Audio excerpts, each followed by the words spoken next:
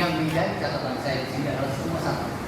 Tolong diingatkan apa yang telah disempurnakan, sehingga mana rekomendasi yang harus dicoret dan mana sebenarnya untuk dibacakan kembali untuk tatanan. Pertama, saya kira ini terjadi logika fallacy atau kesesatan berpikir.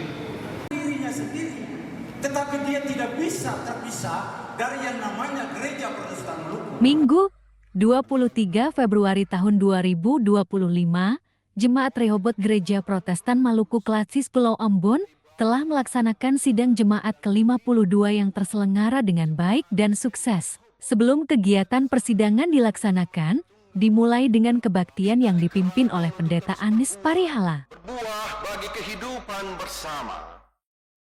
Dengan mengucap syukur, kami akan membuka persidangan ke-52 Jemaat GPM Rehoboth. Persidangan jemaat ini dihadiri oleh pemerintah Kota Ambon yang diwakili oleh staf ahli bidang ekonomi pembangunan Kesra Kota Ambon, Dr. Ronald Lekransi, yang menyampaikan apresiasi serta harapan dari pemerintah Kota Ambon terhadap kegiatan persidangan.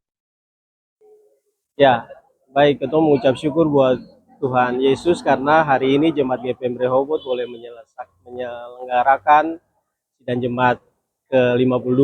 Ya, ini adalah sebuah amanah konstitusi Gereja Protestan Maluku pada level jemaat yang harus dilakukan secara baik, dan beta bersyukur karena ini dipersiapkan luar biasa oleh Jemaat GPM Rehoboth, dan ini menunjukkan kematangan dalam bergereja yang harus diapresiasi.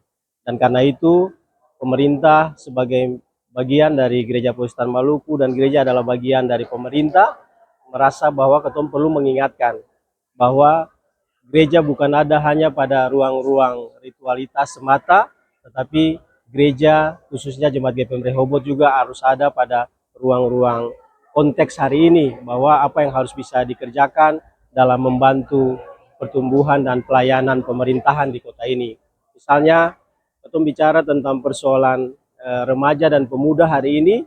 Nah, ini pergumulan khusus harus diberikan oleh gereja kepada generasi muda, remaja, dan pemuda, karena tantangan hari ini percepatan digitalisasi. Mereka harus disiapkan jauh-jauh hari supaya mereka bisa mengambil keputusan terhadap sebuah keputusan yang benar. Bukan cuma soal mereka eksis di media sosial, tetapi mereka bisa mengambil hal-hal baik dari semua proses itu. Atas nama pemerintah, Ketua mau sampaikan terima kasih banyak karena hari ini Rehoboth banyak terlibat dengan pemerintah dalam momen-momen bergereja, tetapi juga momen-momen pemerintahan. Dan itu luar biasa sekali. Terima kasih banyak untuk pelayan dan umat di Gereja Protestan Maluku yang ada di Jemaat GPM Rehoboth. Sekali lagi, selamat bersidang dan semoga menghasilkan program-program yang prioritas dan memiliki dampak besar bukan cuma buat Jemaat GPM Rehoboth, tetapi dampak besar untuk masyarakat dan rakyat di Kota Ambon. Mengalami dan merasakan kehadiran Allah dalam Yesus Kristus dan Roh Kudus, menggetarkan nurani kita untuk menghormati, berterima kasih, dan terus mengucap syukur, sebab segala yang dialami ada dalam pengetahuan serta kepeduliannya sebagai Allah yang merancang bangun damai sejahtera. Sementara itu, arahan dari Pendeta Oke Dias yang hadir sekaligus membuka persidangan mewakili Majelis Pekerja Klasis Pulau Ambon mengingatkan pelayan bersama umat untuk dapat mengaktualisasikan keputusan persidangan dalam menjawab persoalan keumatan yang dihadapi. Ya, harapan Majelis Pekerja Klasis Pulau Ambon untuk persidangan ke-52 Jemaat GPM Rehoboth di hari ini, semoga program-program dan kegiatan-kegiatan yang diputuskan bermutu, termasuk rekomendasi-rekomendasi, tetapi juga partisipasi pelayan dan umat untuk mengaktualisasikan seluruh keputusan-keputusan persidangan jemaat yang sebetulnya sangat strategis untuk pengembangan pelayanan. Kenyamanan dan keamanan penghuni pastori 5. Adapun harapan dari salah satu peserta sidang yang menghadiri persidangan, bahwa dalam persidangan yang dilaksanakan tidak perlu mengangkat program yang muluk-muluk, tetapi sebaiknya program yang diangkat adalah program yang dapat langsung menyentuh umat.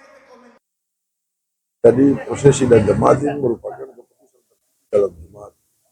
Maka diharapkan bagi semua peserta sidang Jangan kita menganggap program yang muluk-muluk, karena proses pentahapan sidang jemaat itu telah dilalui dengan adanya renstra, kemudian prasidang, maka kebijakan dan produk keputusan mesti dilandasi pada renstra dan kemudian program-program yang menyentuh langsung kepada umat sehingga proses pelayanan ini bisa berjalan baik.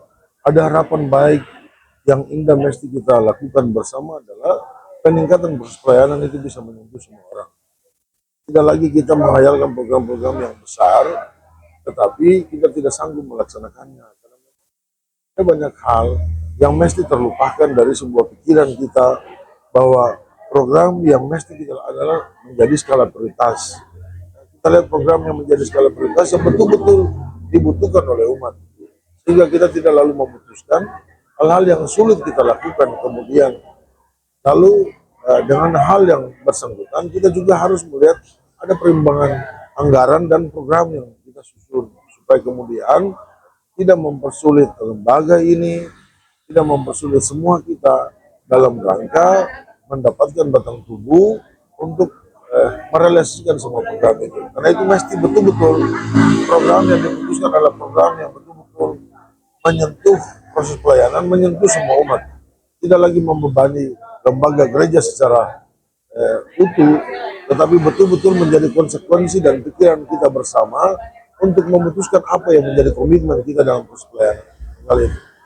Heidi melaporkan untuk Rehoboth. Ya, terima kasih.